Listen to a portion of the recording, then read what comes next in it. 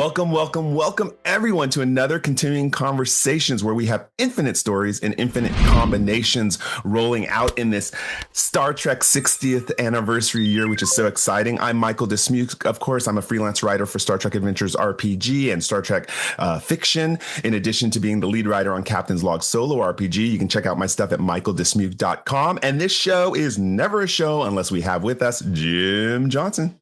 Hey everybody, Jim Johnson. I'm a project manager at Modiphius Entertainment, working on the Star Trek Adventures RPG, the Fallout RPG, also a freelance writer at scribeandeddy.com. Feel free to check out my work, my novels, short stories, etc. More to come this year as and when we can announce them. But looking forward to more cool stuff here in the 60th anniversary of Star Trek. So, Michael, as always, man, we've been doing this for 5+ years now, and the guests we get is just amazing. So I'm so excited. Chris, please introduce yourself. Hey, I'm Chris Cantwell. I'm a writer. I've written on I write for TV and film, but I'm a big comic book writer as well, meaning just that I've done a lot of them, not that you've read them. And I've written a good amount of Star Trek over the last few years. I wrote Star Trek Defiant, which was the first spin-out book of the Star Trek relaunch through IDW. And the artist I worked with was Angel Anzueta on that, who came over with me from Iron Man at Marvel. And yeah, we did that for a few years. And then I just recently wrote Star Trek Red Shirts, the miniseries, which was really exciting, and worked with Megan Levins on that. And it should be brand new knowledge, but I am now writing Star Trek #1. We're going to relaunch the series. I think first announced here, people. Maybe this is the first podcast to announce it. Yes, it'll be one of the first podcasts to say. Yes, IDW is relaunching a new Star Trek series for the 60th anniversary, and I will be writing that story, which we can talk about. And the artist is Dennis Menier. Jody Troutman, who lettered Red Shirts, is coming back to letter. Dennis also colors his own work. He's incredible. Please look him up right now. Beautiful work. Well, and a tip of the hat, I got to give the tip of the hat to people who come on our show. Jackson and Colin have come on our show several times for their amazing run with Star Trek. So huge tip of the hat for them getting all that story without those two guys. They were the ones that said, "Hey, we're spinning out a new book from Star Trek," and we planned it all kind of together. But they really architected what the story was going to be with Heather when Heather came in and said, "We're going to do a new series of interconnected books for Star Trek at IDW." She went to them first, and they came to me with Defiant. So kind of in the Star Trek universe because of Heather, Jackson, and Colin. So yeah, I know we're going to talk a lot about Red Shirts because that's kind of the latest one that, the volume that's come out. But I have to say for Defiant, we've had Heather on the show, and she was talking about how when she reimagined the Star Trek series, she did as the Avengers of Star Trek. And after having read Defiant, you definitely had the X-Force or yes. That's a good way to put it. Yeah, exactly. It was the kind of shadow book to Jackson and Colin. They did almost like Thunderbolts, right? Yeah, it was the Thunderbolts, the Avengers. I think that's a great way to put it. It was, nice. They were playing the major chords of Star Trek in their book of exploration and encountering godlike entities, and then my book was very much the Dirty Dozen and a manhunt and the seedy corners of the Star Trek universe. No uniforms, a stolen ship, all that stuff. So we do a lot of fun things with that book. I really loved it. And a compliment to you. I actually prefer Sella in the comic than in the show. I think you did a great job. You always wanted to do more with her, right? It's like, I think Denise Crosby was so great. She was Tasha for one season, I think, left an indelible mark, so much so that they created Sella. They brought back Tasha in Yesterday's Enterprise, and they got to do more with her. So I always wanted to write the two of them, and I actually got to do both of them. But yeah, starting with Sela, and then we moved on to Tasha, which was really fun. Yeah, that's super cool. Oh, I love it. Oh, yeah, that's one of the great things about comic books, right? And RPGs is that you can take those characters that only got a teeny tiny bit of screen time, and then just do whole big new stories with them, and make it all fit. Yeah, we got to do. In Defiant, the Defiant annual issue was kind of a one-shot that explained more of Sela's inflection point through the back of the series, but we got to have them meet. right? We got to do a brief time travel story between Tasha and Sela, and Tasha has no idea who Sela is. You know, it's very freaky, feels like looking into a mirror a little bit, but it pulls from the story that Picard tells of why he recruited Tasha and asked for her personally to the Enterprise to be the head of security and tactical. And it's this rescue mission. So we got to dramatize that as well and see Tasha be this incredible hero, but then alongside her daughter, who is very suspect and maybe a little cowardly and then ultimately inspired by her mom, who she's really written off as weak and all of the things that her father told her, right? We got to create Sela's father as a villain in Defiant, which was really fun. That was really, really cool to do. So yeah, and I jumped ahead, Jim. I admit it, because I had so many questions about his work, but we forgot to ask him the first timer question.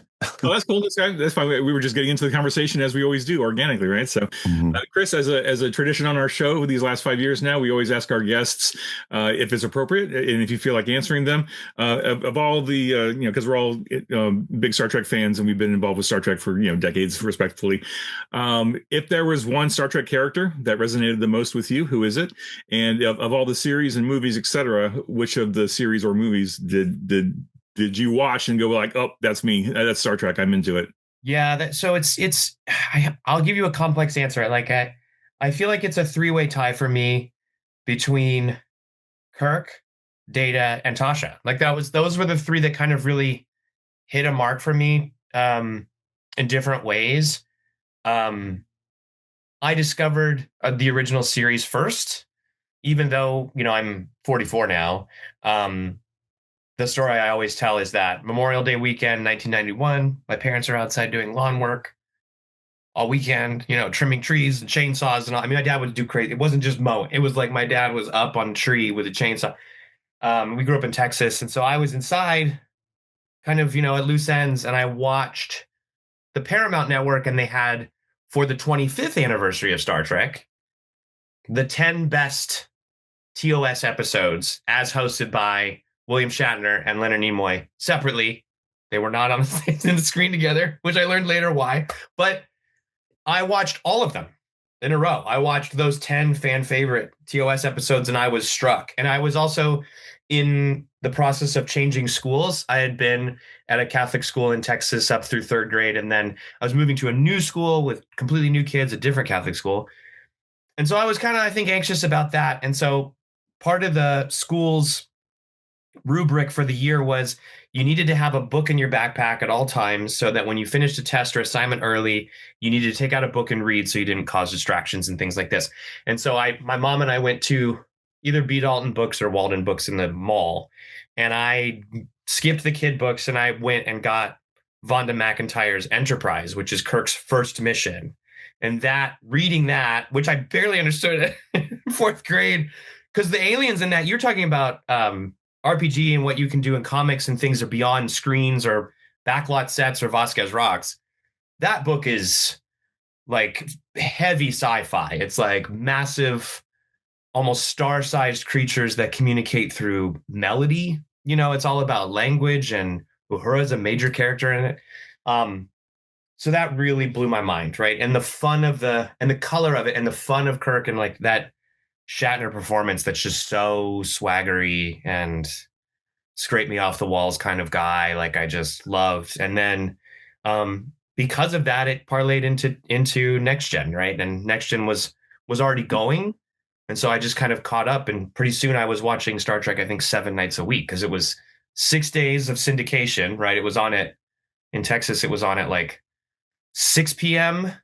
I think during the week, and then 5 on Saturday, and then on Sunday it was on at 7, and then the new episode was on at 8. So I would do 2 hours on Sunday, right? So I did all of it, and that's where I think I fell in love with Data, which is just an incredible, one of those great hallmark characters of, he and Spock. I always talk about how he and Spock are the most human characters in Star Trek. Yeah. You seem to have a memory like Data too. The fact that you remember these dates and these instances, I'm so impressed. I've talked about it a lot, so in these interviews, but it is. Yeah. I mean, like those were big.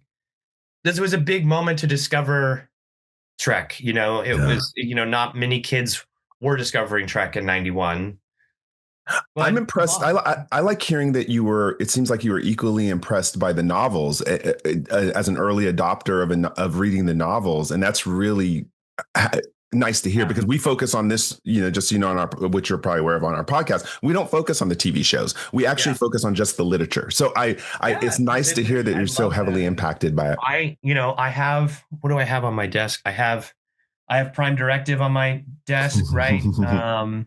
I love Diane Duane, her work. Nice. I'm a big comic book reader. I was too growing up as well. So like Peter David stuff was amazing, right? And so I was reading, in sixth grade, my book was Dark Mirror, which was where they take TNG cast into the mirror universe. Yeah. And I was obsessed with it. Would you say you've read how many books? I put you on the spot. How many books do you think novels you've read? Because there's like thousands of them, right? Prime Directive. With Dwayne did Spock's World, right? I haven't read. I'm still like on book 100. I've been trying to read them according to there's a list on site that Scott Pearson. I want to check that out. Yeah, Scott Pearson turned me onto the list. I'll send it to you. It shows you the map of how you read them, not necessarily chronologically, but by sections. And so I went and started at the very beginning and been having fun doing that. I even kind of still collect them. Like, I'm gonna roll over here. Everyone on the podcast, he's rolling to his stack of books coming back. I keep this on my nightstand. I haven't read this yet, but it's a little trade called Trek to Mad World. Mm-hmm. Yeah, so I've got this one I'm really excited about. I read. Cool. That was a DS9 book I read that really messed me up right around maybe 7th or 8th grade. It's extremely violent, where like everyone is killed on the station. And I'm trying to remember who's moving through the station, and it's like an alternate reality. And it's man, I'll have to get to it. Everyone has been brutally slaughtered. That's cool though. Like Bashir covered in dried blood, dead for days in the sickbay. I was like, this is upsetting. Like I don't know. Like so but now I'm getting to see now. Yeah. I love hearing this because I'm getting to see that your education on Star Trek, again, not limited to the TV shows, to literature, is starting to really inform your books. Let's talk about Red Shirt. Let's jump into that for a second. I finished Red Shirts. I think when we had our first conversation, Chris, I told you at first I was giggling and kind of cynical. I was like, oh, this is hilarious. People dying. Yeah. I was taking this. And then all of a sudden, as the story progresses, like, wait a second, this is actually really dark. So give us a premise give us a premise of Red Shirts for people who haven't picked it up yet. And then we'll talk a little bit about it. I have some questions. My joke about Red Shirts is that what we slowly do in the book is take the fun away of the joke of Red Shirts, because you start to really care about the people, right? Like that's the actual thing. So as they go on, like, yes, we get those deaths, but they keep happening. But when you've been spending 4 months, 4 issues with a character and then their history, you feel it, right? And so that was always the secret idea of the book, right? I think it worked. And that was Heather Antos, who's kind of the chief architect over at IDW of the Star Trek line. She had this idea kind of separately from me when she first began, but she was like, we can't start with a Red Shirts book. And then in 23, when I was on strike with the WGA, it occurred to me, I was like, man, that would be such a great kind of parlay over into something that has a little bit of a different genre quality. And, because I think Star Trek is what we're finally starting to see in the last, I think, 15 years is it's like, well, it's actually tremendously pliable what we're able to do with this, right? I think infinite stories and infinite combinations. It's like, it's like, it feels like this. It's often associated with like a high barrier to entry and a lot of stricture and a lot of rules. And there's some fun to be had with that, but like, and you don't want to throw those out with the bathwater, but you can subvert things and you can start to play with it because it has been around for 60 years and you can play with the genre of it. And Jackson has this, insight that I thought was rather brilliant, which is it's science fiction, but it also, because of Roddenberry's naval background and things like that, and the way he pitched that show originally, just the original construction of it, it's military fiction in some regards as well, right? It's grown beyond that. But if you look at early episodes of like Balance of Terror and things like this, so it's a submarine movie, right? Like, so Roddenberry was bringing a lot of that to it, and Starfleet and all of these things. So, and it's interesting to juxtapose military fiction with the utopian grand vision that's so open of Trek, and try to keep them wedded. That's such an interesting miracle of Trek when it works, right? And so Heather and I kind of came to this separately. It's like, this would be so much fun, and to do, a book that felt like, Frontline Combat or Two-Fisted Tales from EC, right? Like War is Hell kind of book, right? Trek, right? And Heather was like, I love this. I've been trying to do something like this with the Red Shirts for years.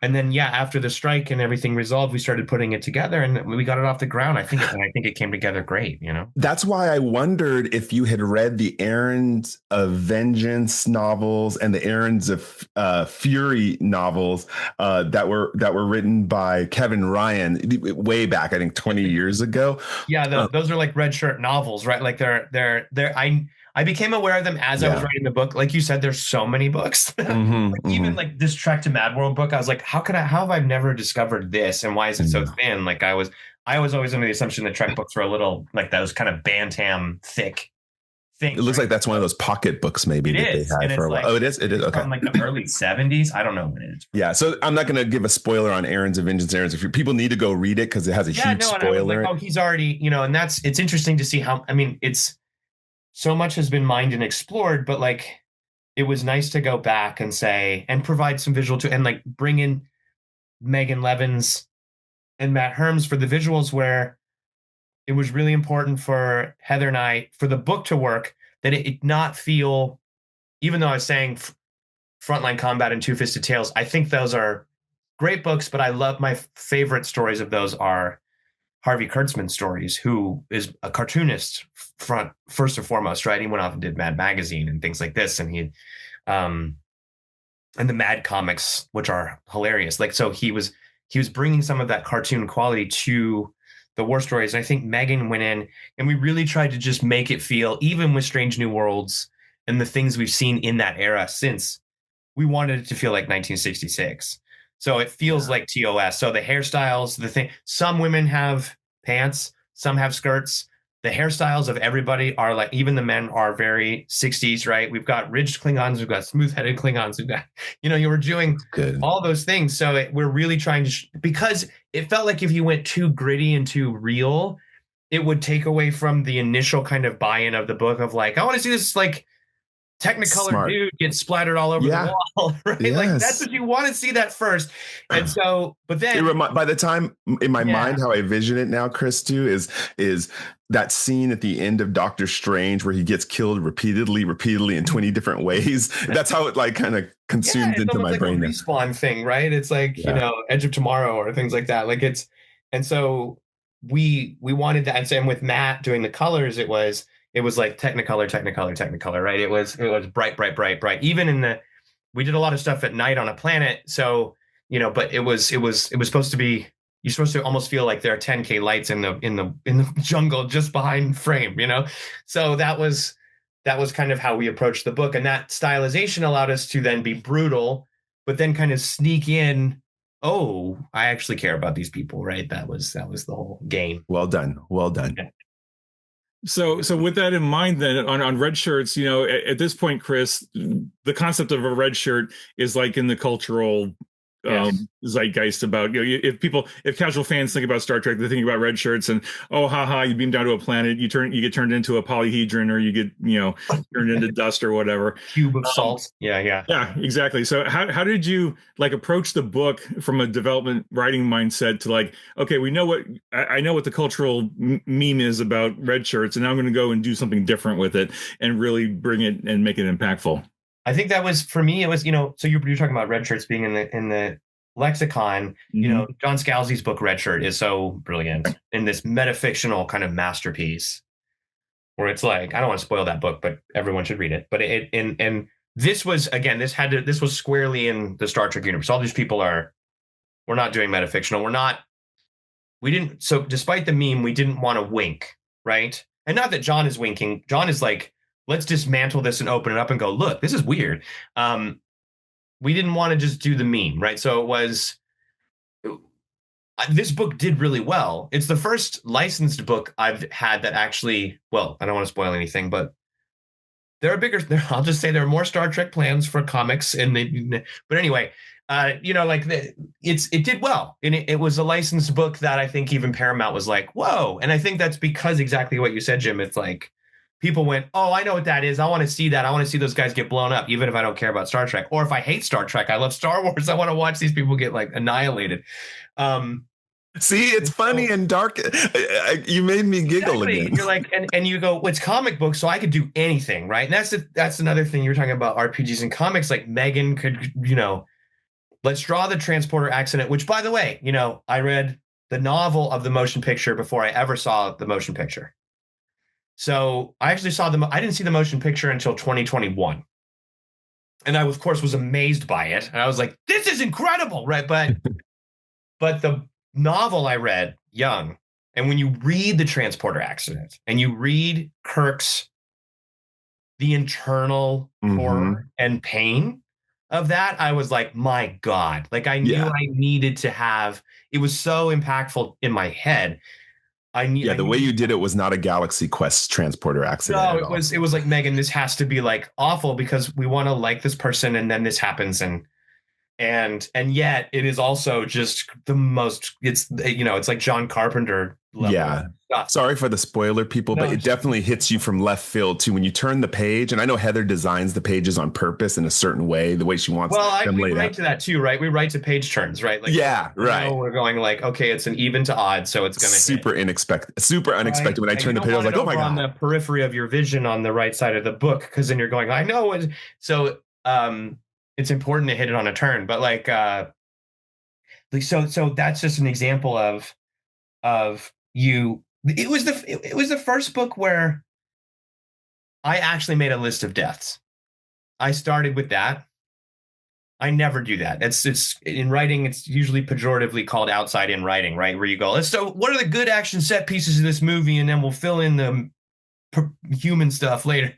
But I was like, this isn't like frozen in space. What like transporter accident, whatever. Like creature attack had to be in there, right? Like and then I put that aside. And then I built the people, and I really built the crew, and I gave them stories in my head. So, and there's 12 people in a 5-issue book, in addition to the villains and all of these, so. Let me ask you this, because that's a good thing. So, every writer, when they want meaningful deaths in a book, have to spend that time having the reader fall in love or get connected with the characters. You're talking about how you're constructing this. Do you have a formula for that? Well, I mean, it's not even really a formula. It's just like, I just had to get to know the people, right? So we have, and it's actually I actually have the book right here. I'll show you guys this. This is the hardcover edition that's online exclusive, is incredible. But this dramatist person, correct, book, which helped you track, because I was like, listen, we have to fulfill the promise of the book where a lot of people aren't going to make it. But we need to help the reader track, because we aren't doing weekly episodes or daily, it's monthly. So, and then you're also reading everything else on your pull list, if you're lucky. So then you're going, wait, who's that guy? Right. So this just helps you. But then we would start to X them out. Right. Yeah. And so when I built their little bios, it was just enough for me to clue in to who they were. So even if we were going to get to know them 3 issues later a little bit deeper, I had the understanding. So as long as I had the confidence and wherewithal of where they are in their life at that moment, and they're all thematically tied together of why they're red shirts, I had to answer that question, right? Which is, I washed out and I'm here, right? I'm insubordinate, I'm here. I'm a Vulcan that didn't make the Science Academy, I'm here, right? So now here I get to be superior to others with my intellect, but with other Vulcans it doesn't work, all those things, and then build that out. And that the idea of like two senior there's only two red shirts who are over the age of 40, right? Because they just don't last very long, and those kind of hard bitten characters. So you kind of have not their backstory, but their perspective in scenes. Right. I asked too many questions because I'm very intelligent, and Starfleet intelligence wanted me, but I said no. And now I'm here, right? So I ask a bunch of questions and I worry, like, okay, that's the scene. Like, then I know how that character is responding to other characters in the moment, dealing with the plot. So that all helped me greatly in building it. And then I had also the secret main character in my head, which I didn't tell anybody, right? Well, Heather, but like the reader doesn't know for quite some time. And I was like, how long can we embed? Shock ending. It was definitely that. Yes, there's a great twist ending. I'm very proud of the ending. And you start to get a sense of who the main character is because they're doing a lot of the voiceover. Don't tell anyone. Don't spoil it. I know, but I'm not. But it's like you want to embed that person in there so you don't know what's going to hit next or who's going to die or what's going to go on. So there's it's a big reason. I mean, we talked a lot about, not a lot, but we talked somewhat about the structure of the early seasons of Game of Thrones. What that show established in the first episode or in the first season is that everyone's on the table, right? And they did that very well. Is there same thing? Yeah. Is there a sequel for Red Shirts planned? I plead the fifth. I had to ask. I'm very excited for all of IDW's Star Trek plans in the near future for the next 2 years. That's a great answer. That's such a great answer. So I'm curious, Chris, did you happen to read the old Marvel series, Strike Force Mortuary? No. Okay. Wait, because I had that in the back of my head when I was reading Red Shirts, because it's such a great series because they introduce characters and then you get them for a couple episodes or a couple issues and then they die tragically, and then it's kind of this continuum of the team as you go. And I had that in the back of my head, and I was just curious if you had I just looked this up, and I've never heard of this, but I'm going to order this immediately. Oh, it's so good. I just ordered the omnibus of Starlin's Dreadstar, even though I read it. Like I was like, I got to do this again, but this looks right up my alley. You know what book? But you know what this reminds me of is Allred's X-Force, which I read when I was in college. When I came out here, I moved to LA and I was in film school, and I started reading Allred's X-Force. And the first issue was like, oh my, I loved it, right? Because I had read X-Force since the first X-Force #1. So I had gone through all of that when Deadpool wasn't funny, like all those. I would love to be in school with you. Like you're like one of 2 or 3 people who were like-minded with comic books. I don't know if you know Derek Kirk Kim. Do you know writer Derek Kirk Kim? No. He's amazing. He's his own, he does his own stuff now. But we grew up together and our careers separated, and then we're now back talking to each other. And we were the people who were like coming back and saying, "Look at this treasure I found. Read this." Right. And you would have been great to be in school with. I love it. And so Allred's X-Force was coming out, and I was hooked immediately. I was like, because it's so smart. It's Milligan and Allred, right? And it's Peter Milligan and it's Mike Allred, and it's perfect because it's like this heavy. It's kind of this pastiche commentary on reality television and the churn of superheroes and all that stuff, and the violence in it is insane. And I loved that book. That first run, and then it became Ecstatics, and it was still great. But that first run where it's like, listen, I mean, it's a 25-year-old book. It's like, we're going to kill the whole team within 10 issues. And it's like, yeah, you know what I mean? Except Dupe, the guy with the camera. Like, it's like it was so, I loved it so much. I think that was probably in the back of my mind too, but this feels like a precursor to that I have to check out. Fascinating. Yeah. That's awesome. So I want to kick it up away from Star Trek just a little bit. Let's talk about your broader career. You've done film, you've done television, you've done comic books. The 2 questions top of mind for me are one: is there a medium that you prefer to write in, given all your breadth of experience? And then the softball is like, if you knew a prospective writer coming up wanting to work in multiple mediums, what would be some advice you'd provide them? Oh boy. I mean, it's funny. The mediums I feel fortunate enough to write in, which is television, and so I've written features as well. They just haven't been produced. I've directed features, but or directed one, but and then comics. I feel very lucky in all of them. I love them all equally. Comics feel like the most.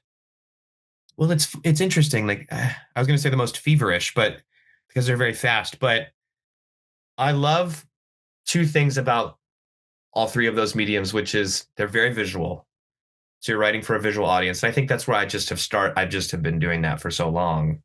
So it's visual forward and it's lean. And then there's also these kind of structures and guardrails in place that some might find constraining, but I actually really enjoy, because it's like if I get to just play and bounce around in that box as much as I can, whether it's a splash page or a 5-panel page or a double page spread or the total runtime of an episode of television. The script has got to come down to 54 pages at least, like it's because it's going to shoot, and it's timing right now at 64 minutes. It's funny me saying I love that, because I'll fight with the network about that a million days, but like there's some constraint, I will say that, I did a show called Halt and Catch Fire with my partner, Chris Rogers, and a bunch of amazing, talented people for 4 seasons on AMC. And Chris and I think, were very adept at editing, meaning cutting down. In the edit room, we would trim those episodes down, and I think we would often have no problem hitting. Because I would much rather have a lean and mean 44-minute episode of television than a very bloated 72-minute episode of television. And as streaming has gone on, some of that runtime stuff has become a little bit more arbitrary. You still have to sell it overseas. And so there are over-the-top requirements in terms of runtime, and ad sales. But I didn't know that. Thank you. Shows, you just taught me something. I didn't know that. Sometimes I watch shows and I'm like, this would be so much better if it was 49 minutes and I didn't sit here for 67.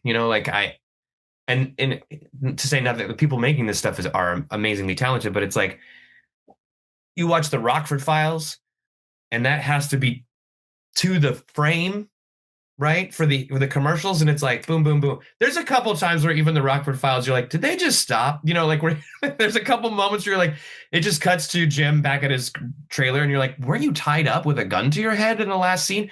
I guess they just were like, just get it into runtime. But like most of the time, for hundreds of episodes, they're hitting and delivering satisfying things. And if it is a 2-parter, and it's serialized in any way, shape, or form, it really earns it, where you're like, oh, wow, this has the merit of being something that carries forward into the next episode. So, I mean, I love that structure. And then I just also love I just like writing for visual mediums.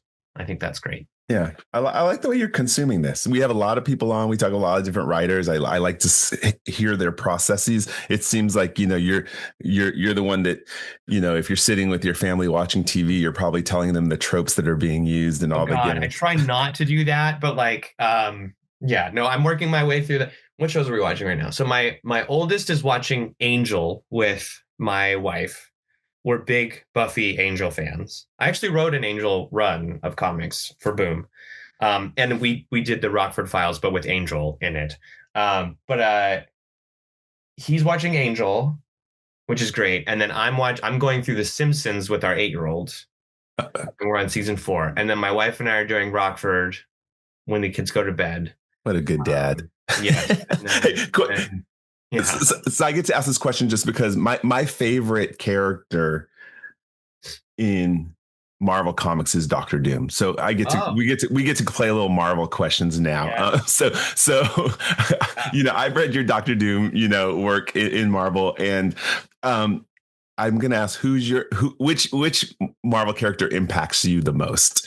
I'm curious. Yeah. I mean, it's such a softball answer, but it's Spider-Man. I think Spider-Man. Okay. Nick Lowe, the editor of Spidey right now. I remember being on a panel with him. I forgot what we were doing. Oh, I was doing Gold Goblin, which was Norman trying to be a hero, Norman Osborn. But somebody asked him that question, and Nick was like, "It's Spider-Man," and Nick said, guilelessly, if you know Nick, he's so great. He said he's the greatest pop culture character ever created.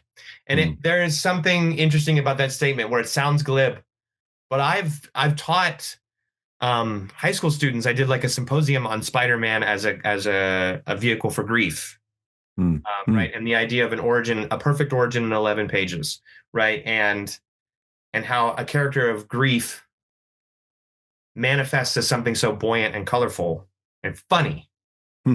It's really interesting but is saddled with, from the moment you know him, tremendous loss, right? And then it's there's a reprise with Gwen. And I think there is a profound, it feels almost like a collective, like a Jungian collective unconsciousness that comics rarely screw around with Gwen and Ben. Yeah. Everybody else comes back. Good point. Yeah. And we'll get random weird things here and there, but it's like, it undoes the character on a master kind of seam level. Well, and the Spider-Man Into the Multiverse movie was making that point, that this is crux to the character in no matter what form or shape they take. Yeah. And exactly. So if you see Ghost Spider, right, if you see Gwen, the way that they do that through Peter and Miles, it's like their minds are blown apart, right? And it's like they fracture. It's really, and that kind of stuff is, doing stuff like that with it is interesting. But for me, it's definitely Spider-Man, just because that grief of like, I must save everyone in the world because I cannot save the one person I was supposed to. Yeah. So powerful. So then my follow-up question to that for Doom, since again, like I love Doom, and if Doom was to walk in my room right now, I would bow down to him and say, yes, I serve you. My life is to do with as you please. Give me the power of Volcana or Titania. I don't care, but yes. But my question to you is this: what do you hope of the aspect of how you've written Doom might end up in the MCU? What aspect do you love of him the most? Funny. You mean with the thing coming in? Yeah.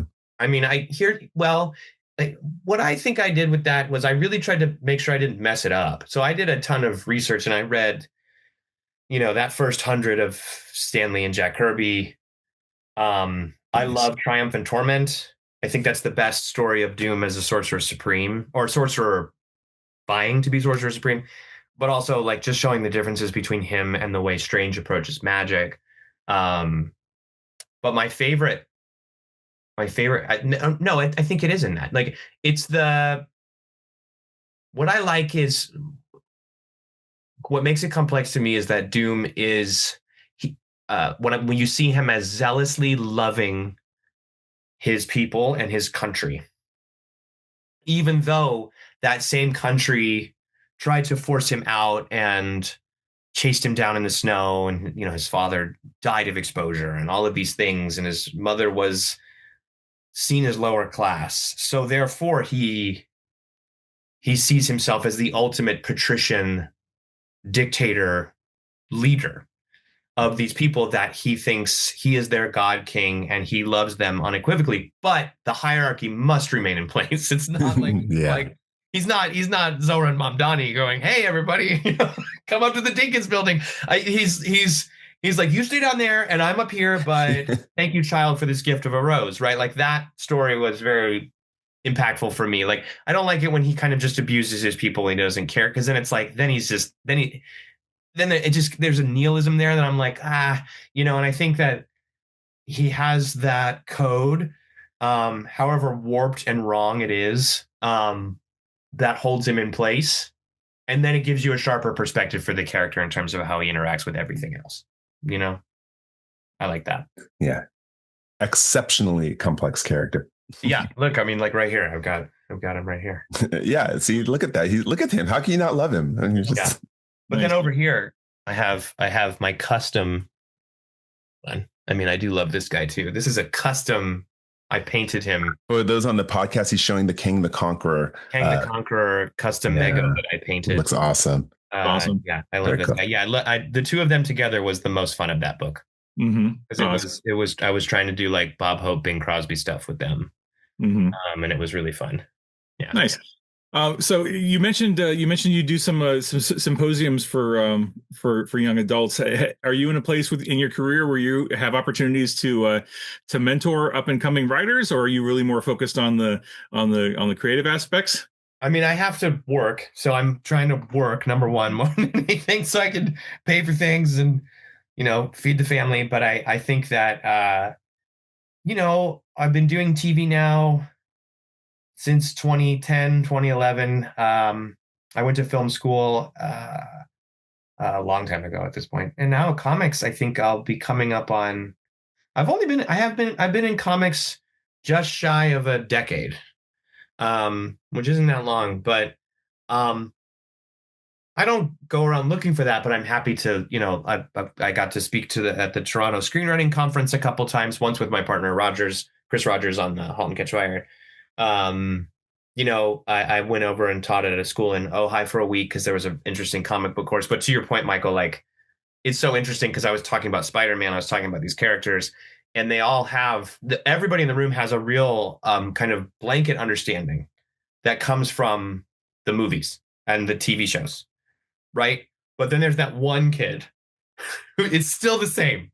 There's that one kid who's like, well, an issue, blah, blah, blah. And I'm like, you're my guy. You know what I mean? Like, that's you and me. You know what I mean? Like, and the other kid's even deferring to that, you know, going, what is, you said the other weird thing about Batman, though, you know, and like they just, that to me is interesting because those kids that go kind of into the deeper parts of the ocean of it are there are future writers. Yes, exactly. I think and we did an exercise at the school where at the end, after we were going through everything, because we did Peter in Amazing Fantasy 15. We did Peter in Bendis Ultimate. Then we did Peter Amazing Fantasy 15, Peter Amazing 121 with Gwen, Peter Ultimate, Miles, Peter in the movie, Andrew in the movie, right? Andrew Garfield in the movie. And so we kind of showed the way that they approach these things. And then at the end, they kind of created their own superhero villain. But the thing was, I would say, okay, they have whatever, their power or their choice or their this and their apparatus, but what is it rooted in on a human level, right? And this kid who was just very versed in this stuff, he created something quite astonishing. And I was like, dude, I was like, you got to keep doing this. Nice. I was like, whatever you want to do with your life. But I was like, if you want to go this way, I think there's a path. Mm-hmm. You know, and that very was cool. You know, yeah. Yeah, so a lot of our viewers and listeners are, you know, writers or prospective writers, or, you know, they're all looking to find ways to tell their story, right, or to tell stories. Yeah. And if they're looking at you and your career, right, you know, across all these multiple mediums that you enjoy working in, if you had like one piece of advice for somebody looking to do film and television and comics and novels and blah blah blah, you know, whatever way they're writing, like, is there any you know, good bromide that you would recommend? Maybe it's Pat, I would say, but I would say, write it, finish it, and then share it, and then start over immediately. Like, listen to what the feedback is from whoever you share it with. If it's your dad, if it's your mom, if it's your brother, if it's another writer who's more accomplished, if it's a writer who's also in the trenches with you, if it's someone who has no interest in any of this shit, if it's your neighbor, you know, and they go, I didn't like it when the guy, pay attention, and then start another one and keep going. That's really it. That rinse and repeat thing has been the biggest thing that I think has helped me, because I started writing scripts when I was in high school. I started when I was 16. I still remember going to the bookstore and getting the Screenwriter's Bible, which is kind of a handbook guide. I think it's in like the 34th edition now or whatever. And that really helped me. And it also helped me get away from, you know, I have obsessive compulsive disorder pretty intensely. And I was kind of very fatigued and plagued by intrusive thoughts through, you know, middle school and starting high school. And there was a moment every summer when my mind became idle. School would be fine.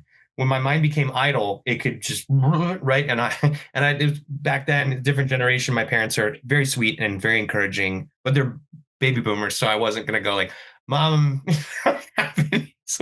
right? So I just went to the bookstore and I was like, I want this. And that I was able to go click. And then that's where the obsessive thoughts went into. So it very much helped me in that way. But I would say, like, just the repetition of it, but then not just the meaningless repetition of it, the kind of repetition, read it, finish it, read it, look at it, go, what do I like? What do I not? Make a list, share it with one person, and then start again. I think that really could help. Yeah, it really helps a lot of folks. This is our first interview, and I'm kind of like, I'm loving your mindset. Also, you seem to be the kind of person who consumes during the day, goes to sleep, dreams about the whole story, wakes up and writes it. Are you that kind of person? I would maybe less so now. I have 3 kids, so it's just like, ugh. The world is in tumult, so there's that on top. You know, people have been talking about this, like Mitch Gerads, who are wonderful artists, who did Mr. Miracle most famously, I think, and some great stories. He was like, I don't know how to paint right now, right? A lot of people are expressing this. I have that, but it also is a way to process, right? So it's that, and then, yeah. I mean, my calendar, I break it up usually by weeks. You know, so this week I'm trying to break high level of a TV pitch pilot for some folks I'm going to sit with next week. I will start the script for issue 1 of Star Trek imminently. Like, I break it out so that I'm doing that. But then when I'm driving or listening to music, I just end up thinking about something else or this or that or something, not as much as it used to, but like a new thing pops in my head and I go, that's cool. And I, maybe that'll work for this, and then I try to store it away or write it down. And I keep a notes app that I've had for 15 years on my phone. So good. So all you listeners hear that time management, he has a routine, a focus, a method, and also writing it down, keeping those notes. You never know when you're going to need it. That's true. And I to your point, Michael, like it just reminded me, Ursula K. Le Guin, like her kids talk about their mother writing on the stool while she's waiting for the stuff to come out of the oven that she's baking, right? That idea of stolen time, right? So it's almost like if you have too much open time, you're like, I'll get to it. But if you're like, my kid is home in a second and I have to go pick them up, and then if I don't preheat the oven for the chicken, we can't eat. Yeah. So I need to get this done now. I think stolen time pushing you is very helpful. Yeah. Jim and I were just talking about the other day, when I only have one project to work on, I need 3 projects at the same time. Yeah, and then all of a sudden I'm like, right, Jim? Yeah. Let's load it. Let's slot it up. So it feels like you're paying down credit card debt on deadlines, like that's where it's really heavy, Yeah. So, absolutely. Yeah. In fact, I've gotten to the point now where I'm trying to find a good dictation tool, like voice to text. That's interesting. Because I'm constantly driving my kid to school or picking him up from school, and I've got all this dead time, right, just in transit to the car. I'm listening to music, which I'm glad to hear that you listen to music for the creative spirit of it too. But it's like I could be sitting in this car for 20 minutes dictating into a device, and then at least have that raw text that I can then spit. Yeah. I've done that. I did that. I've done that a couple of times when I lived farther away from the city in LA, and I'd have to come in. I'd be on a long drive at night. I'd just start talking into my phone in a voice memo, and then even if it's a mess, I can go, well, it's in there somewhere. Right. Yeah. Yeah. Any particular music appeal to you more than another for your creative juices? Yeah, I don't. So when I actually write, I don't listen to anything. Like I just have to write in silence. I can't write to music because I find out if I pull the music out and then read it, I go, it doesn't read as well without the music. So I need it to read well in silence. But yeah, I have got playlists. Let's see. I've got a couple playlists for projects. Let's see. Sometimes I make them. I have a playlist from my book Out of Alcatraz that I did with Tyler Crook last year for Oni Press. It's all period music up to 1962, which is when the story takes place. Just different samplings of what America sounded like then. I've got a playlist for a pilot I have at a studio, and it maybe isn't very good. It's not like perfect, but it's got some interesting key moments in there. Another movie I've been trying to put together for a few years, an independent movie. Yeah, there's actually a lot. I've got a playlist in here for the show that Chris Rogers and I tried to do at AMC after Halt and Catch Fire that ultimately did not move forward. So yeah, and then I'll put that on so that I can kind of stay within a parameter of thought while I'm driving. It's always while I'm driving, or when I would take the train and subway back when I would commute that way. Got it. And I'm curious, is it a mix of movie and television scores and soundtracks, or is it all? I always do. I don't do anything that is from something, because if it's from a movie soundtrack, then I'm just thinking about that. The movie, yeah. Right. And then, or if it's a needle drop from a movie, I'm going, well, that's that great moment. Like, what would our needle drop be? The exception would be the Interstellar soundtrack for some reason. I think that right. I know it's Hans Zimmer and he's like a major fucking problem now, but like, and he probably always has been, but like, he seems like a kind of an asshole. Yeah. Like that one as like for scope. I think soundtracks for scope help. Oh, I have this big, I don't even listen to Star Trek music for Star Trek. I've got some great Star Trek albums that are fun to like kind of that are evocative in terms of recordings, but I don't know. I don't listen to it. Oh, that's it. So, oh, sorry, Jim. Go ahead. I was just gonna do a non sequitur and say that I like to get soundtracks to movies and television shows and video games that I have not played or watched or anything. Oh, So that's interesting. I'm hearing is the music. So I don't have that connection to the key point moments. It's like, oh, I hear the music swelling. That's cool. What kind of scene could I write to that cool swelling piece of music? Sure. And if I go see the movie later, then it's ruined for me because guide you. Now I know. And then there's like composers like Max Richter or stuff where they do albums that are like Johansson did several albums that are not associated with any visual product, and it still has the same kind of movements and stuff like that. Right. Yeah. Cool. So before we close out, I want to have the anticipation of talking a little bit more about the relaunch. What can you tell us about the relaunch of Star Trek and coming in September? So we should. I mean, yeah. So it's announced, and that first image has been put out there, and it's 5 years after Picard season 3.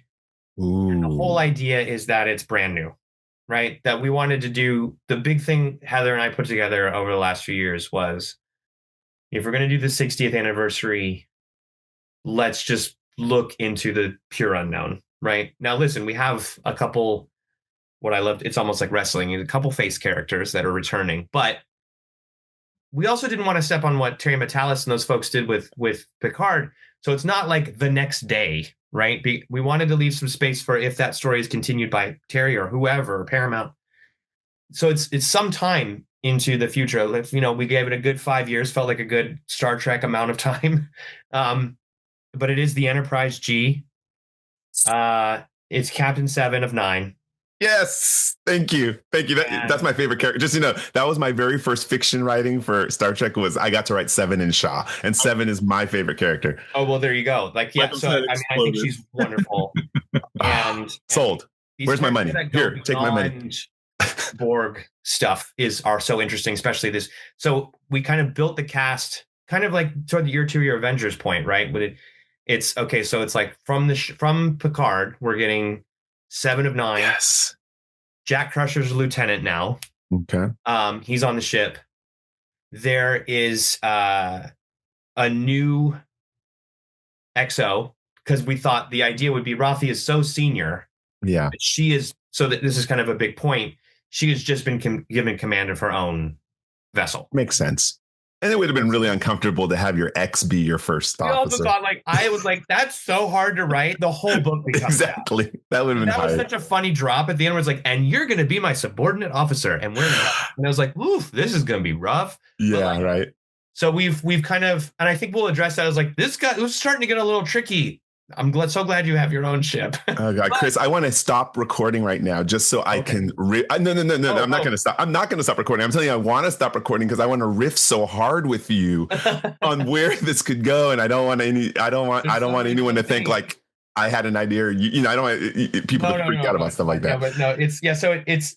But they're missing each other, right? So there's that. They had that rapport it's been years long. However imperfect it was, and so whoever sits in that, what that creates for me dramatically is whoever sits in that chair is not Rafi, right? Even if it's like, I'm so glad Rafi is gone for the better of our relationship, and I'm so proud that she deserves her own thing. Totally, she's clawed her way back. Whoever sits in that chair, you're going to be the first thing you'll be like, who the fuck is this guy? Right. So we have, okay, but this stick with Picard. I'll get to that guy in a second. So 7, Jack, he's a lieutenant. Okay. And he's 5 years into a Starfleet career, but he's still getting sideways looks and right? I think that's important. And he's still any Romulans we love, any Elnor appearances. So I will say not in my book. Okay. But we do get some Romulan action. Okay, cool. We do have Sydney Crash LaForge. Okay. She's still at the helm, and she's a little bit more seasoned, but some serious stuff going on with her. So those are the Picard characters, right? So we were able to pull some characters from Picard. And then we were like, we want to bring in, we did so much work and story in the comic runs. Who would maybe continue forward, even if it is, so we bring back Lily Sato, who is the Andorian character from Matt Jackson and Colin and Ramon Rosanas created in the original Star Trek run. She's now in her 40s. Wow. And the reason why that made sense was, spoiler alert, at the end of Lore War, she's leaving Starfleet. She's disillusioned and she's thinking about joining the Fenris Rangers. If she did that, she would have met Seven, right?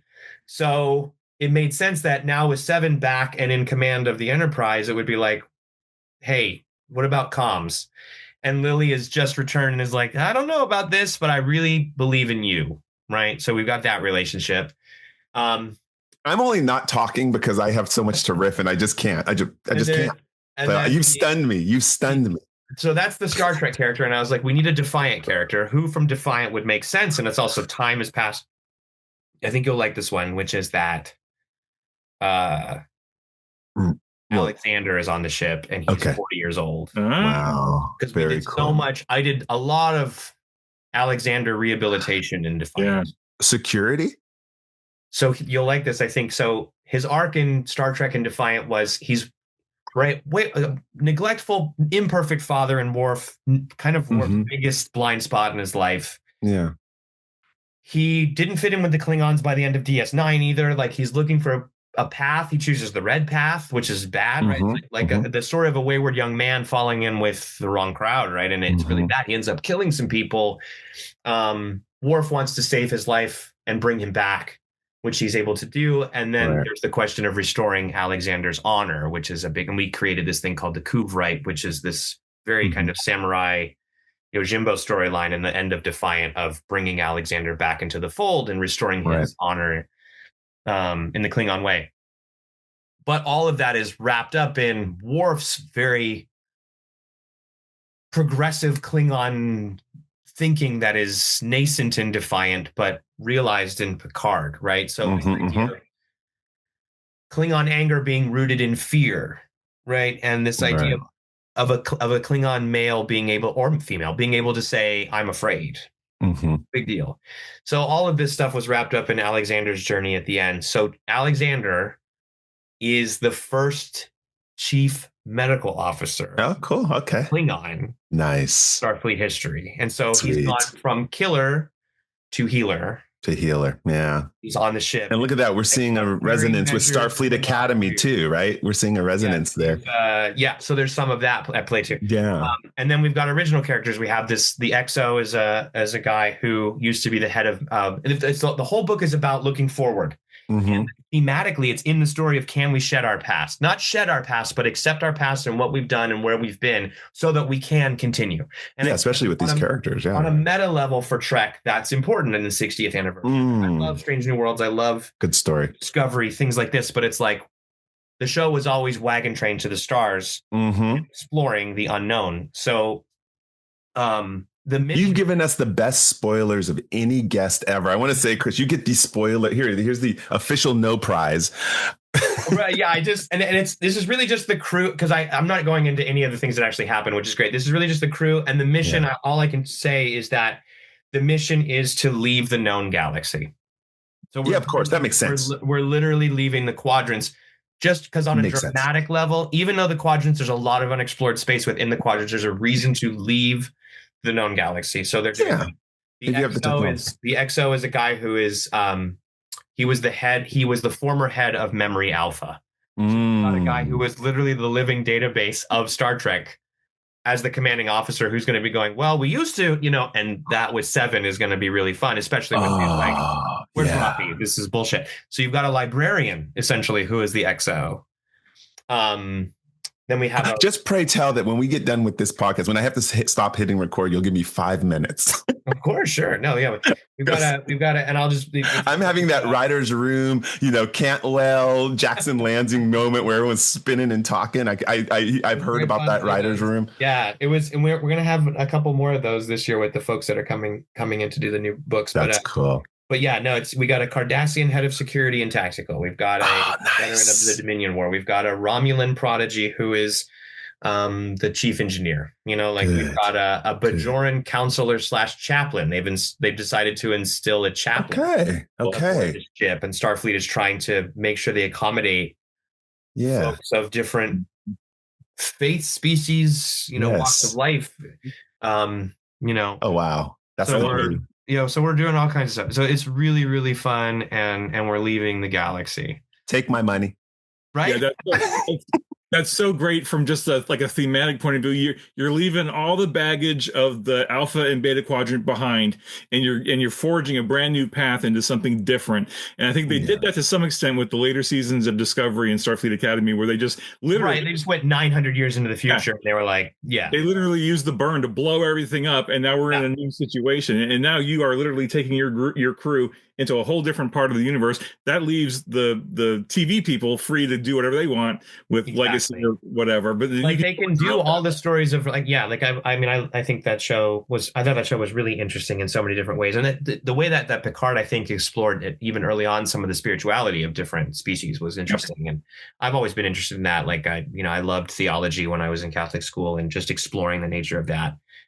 What place do gods have in Star Trek? Colin and Jackson were the first to kind of really ask that in a big way in their line. So this is really that. But this is the Enterprise story moving forward, and we've got a couple Nepo babies on board, right? But we've also got some brand new folks as well, and I think it expands from there too. I think we do something with the mission that I think we haven't seen before in terms of how Starfleet and ships approach it. Like, it's really cool, the stuff we're building, and that I don't know exactly what's been announced, but the writer of the second, there will be more titles. I'm so excited to be working with them. The art is, I'll have to show you the cool here after we finish recording. But. So do that. Hold on. And I literally, just so you know, this is hilarious. This is how our conversations continue. Jim, keep talking. I have a contractor upstairs who's pouring concrete, and I literally have to give him my credit card to pay for it. But I'm coming right back. Okay. Okay. All right, go do that, Michael. Yeah. So Chris, I love everything that you're saying about this, because for like the last 9 years now with the RPG, we have been constantly encouraging game masters and players, create new things, do new things, get out of the old. It's been 60 years of Star Trek, right? So we are very, the longtime fans know everything about the Alpha, Beta Quadrants, Gamma, Delta. But go forge new paths, go find things to do, because it's a massive, gigantic galaxy, and there's no shortage of stories that you can tell. It's really, and it's getting back to that idea of wagon train to the stars, right? And what the book really becomes on a thematic level is it just drills into the core of that. We were talking about Spider-Man's origin, right? Like grief, and so if you're starting with wagon train to the stars, I really just wanted to push hard on the psychological thriller elements of exploration into the unknown, right? Mm-hmm. Like that to me is when you're out there and you don't know where you are, and you're the first one of your kind to be there, and you've got a lot, and you're responsible for a lot of people, and there's a lot of different opinions on board and elsewhere, and there's infighting, and there's argument, and there's fear, and there's should we go back? Is this a bad idea? There's all of that stuff, and really just leaning into that keynote of Trek, where it's like we're trekking and it's terrifying. You know what I mean? And seeing how long we can also go without firing a phaser. You know what I mean? Yeah. That was also important to me. Yeah. Right. Because I think some of the best. Listen, I love the spectacle of some of this stuff, and as I said, it's military fiction, but it has to balance with the utopian fiction. Sure. Absolutely. Elements of it. So it's like we're not. If we're shooting stuff, we're really calling attention to this is not a good idea, or we'll run out of options, or this is too hasty. And I think that I want to bring some of that back to Star Trek too, right? Yeah. Where it's like we're looking and we're learning and we're exploring and we're being careful. And even as careful as we are, we're still going to screw up, right? And I think we're going to look at things like where we can be in even newer territory with Trek is we can look at things like colonization, which I think even TNG was starting to touch with, like the Maquis, where it's like we colonize these planets and then the Cardassians are saying these are ours. Like these idea of arbitrary boundaries, but also who and what lives where. And when you show up, what claim do you have over blank? And also your claim means more than a Klingon claim or a Romulan claim or a Ferengi claim or this or that. And so when does colonization, which is a very loaded word in our culture now in 2026, as we kind of really investigate the history of that procedure, and you look at things, when does colonization become imperialism? And then you have people in the Federation and the Starfleet who are open-minded enough to go, Mm.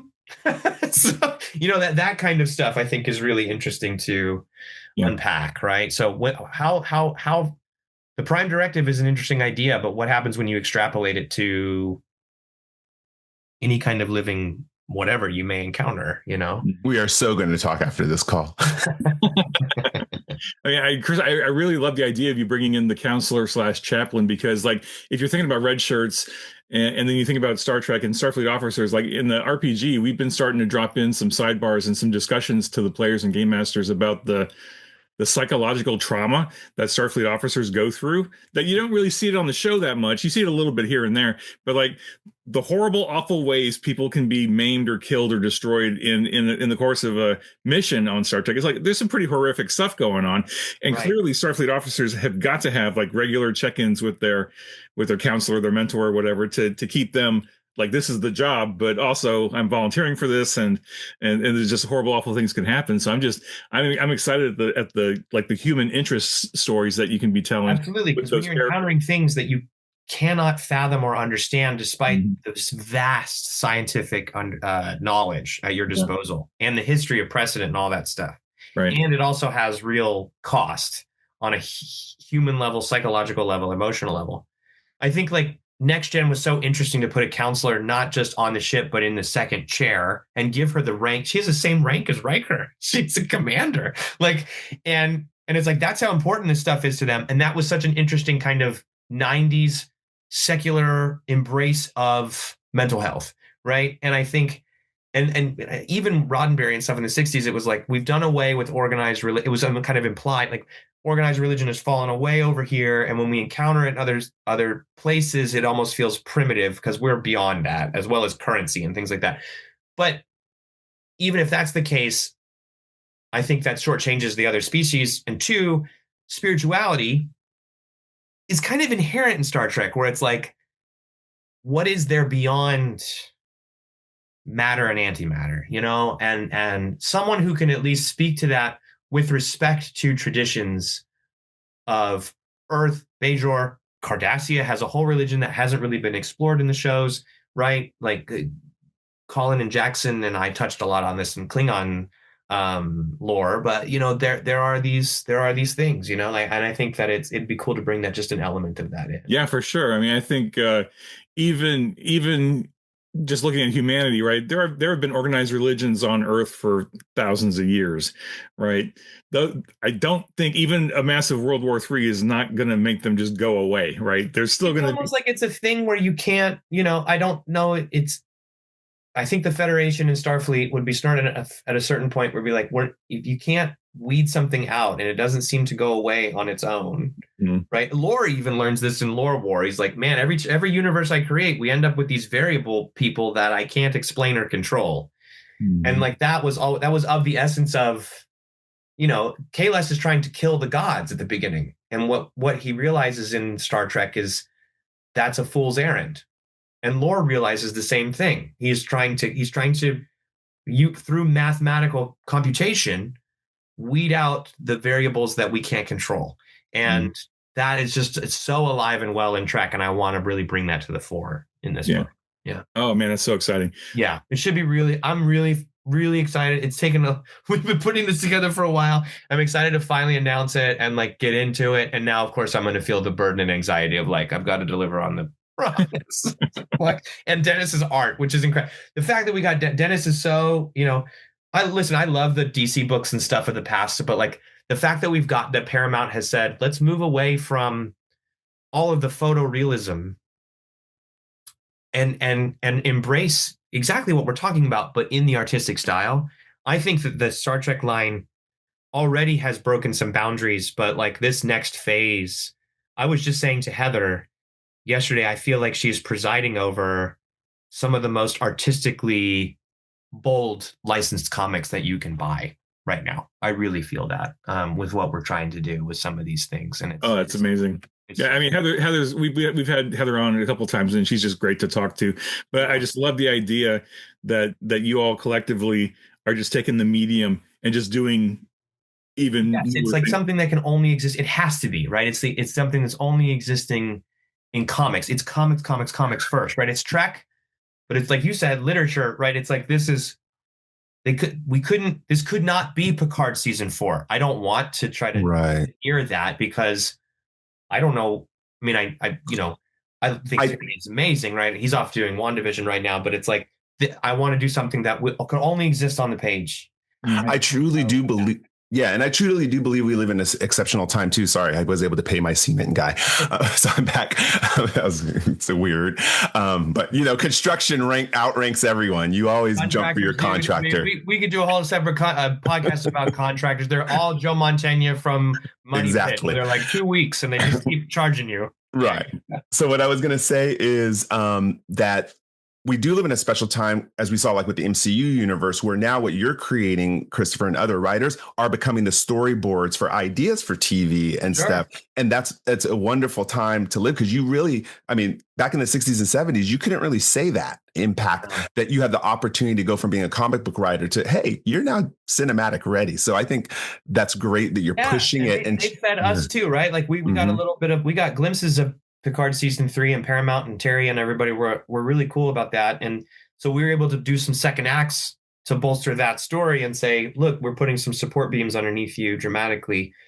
Very cool. That's what I want to leave room for. But like, this is, I mean, I was with this other writer who I would love to say their name, but I don't know what's in the press release. And this is before the press release comes out. We're acting like it's not.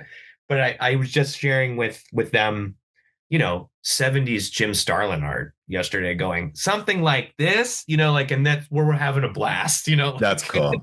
Well, I mean, I'm going to give my gratitude. I know as we, get to it. And again, I'm being selfish because I want to get to my 5 minutes extra with you, or I want to, but my gratitude is actually going to go to you, Christoper. Usually we give it to somebody else or someone else, but I'm giving it to you because I'm so excited about Star Trek coming out in September, and the fact that you really whet my appetite, and I have so much to look forward to. Thank you for sharing that much, with which you can. I know you make sure to get approved before you can share it, but coming on our show to give us the early view of it, man, you've just made my whole year. Oh, well, thank you. I'm glad. I'm glad you guys are stoked. I want you guys to be excited, right? Yeah, you guys got to be excited. Like otherwise, what are we doing? Right. Okay, cool. What's your gratitude, Chris? And then I'll close out with Jim. Let's see. I mean, I will say I'm grateful to, we talked about this a little bit before we jumped on, but I'm really grateful to Heather Antos, who is the editor of this line. And I'm extremely grateful to Jackson Lansing and Colin Kelly, who I think have become lifelong friends at this point, but really kind of brought me into the fold of Star Trek comic writing. Without those three, I wouldn't be here. And then I'll also say some unsung folks like Cassandra Jones, who is our one of our editors as well on Trek and has been with me for years at this point. She's great. Those folks can be background editor, like Samantha Johnson at IDW, and Raina over there, in terms of putting together the publicity for things like this and getting the word out, about the cool thing we're making. And they think it's cool too, so they want to share it. And so when it's sincere like that and getting it out, it helps, right? People are like, I'm in, and I think it's going to be really great. So yeah, all those folks that have really laid the groundwork for, and then I will say, like, the team at Paramount that helps guide us in terms of what we can do and what we can't do. Sometimes people complain about story groups, but I found the story group, which is at Marion and Dayton and Risa at Paramount. I've been working with them for years now, and we have such a funny. I've met a few of them in person, but it's like we have such a funny rapport that exists entirely in Microsoft Word comments, right? Where I can joke with them and back and forth, and like they know I'm going to do something gross on the page where they're like, God, and then I'm going to give Dayton a hard time about missing a Star Trek fact when he knows everything. I call Dayton. He's like the Mark Waid of the Star Trek universe. Seriously, yeah. The story of knowledge is like, yeah, Dayton. Dayton Ward. He's a novelist as well. I've had Jim on the too. We've had some good discussions about lore for different projects, and it's like, wow, I actually was right on this one. I know when you get one over on Dayton Ward, it's crazy. I'm always like, this can't be right. Like, and it actually hasn't happened with Mark Waid. We were doing The Flash together and some of the world's finest. Like he's always he'll be like, no, actually, it's Stream Girl from Legion of Superheroes. Like it's so quick that you're like, I can't compete. It's amazing. Yeah, I've known Dayton for 20 odd years now, and I don't think I've ever managed to get something past him that he didn't already be 5 steps ahead of me. And it's like, damn, you got it all, man. Yeah, I should clarify, since he listens to this, I should clarify that it wasn't an exact point. It was a discussion about time, like where something lands when, and we were able to come to a happy medium. I think it's only, for me, I think it's only been once in 4 years, like it's or 3 years, like it's something crazy like that. But like, and he had the great point, which was funny, when I was like, they're leaving the galaxy, and he was like, 22.7% of the quadrants has been explored, the rest of it is unknown space, why would they leave and I was like, yes, but, and then we had to have that conversation of like, but when you say it to like, the guy walking down the street, you thrust the microphone in their face, and he's like, the Star Trek folks are leaving the Star Trek galaxy. And they're like, ooh, this is what you're trying to pull in, those people. The same people who see Red Shirts covers and they go, I know those guys get killed. I want to watch them get killed. Like you want to get those readers in, so that kind of vibe. Yeah. Yeah, that's super cool. Jim, what about you? What's your gratitude?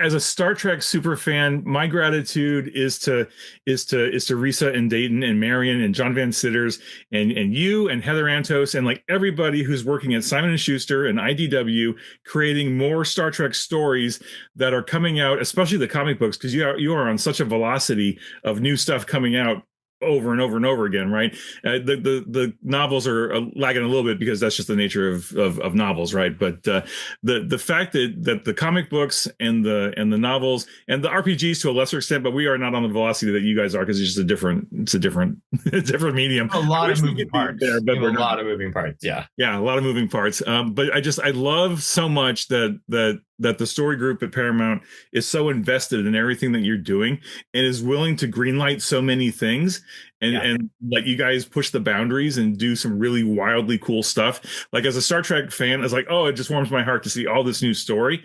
But also as the project manager for STA, it's so easy because you are creating such great stuff that we can point players and game masters to and say, look, go do stuff like this. Like, don't just rely on the movies and the TV series, of course, because those are all great, right? But like, here's what you can do when you don't have to worry about an effects budget or a talent budget. Yes. Like, you can do literally anything and just take it and go have fun with it. So I love all the stuff that you're creating, but also that you're giving people permission to be creative and to go boldly and to do something different.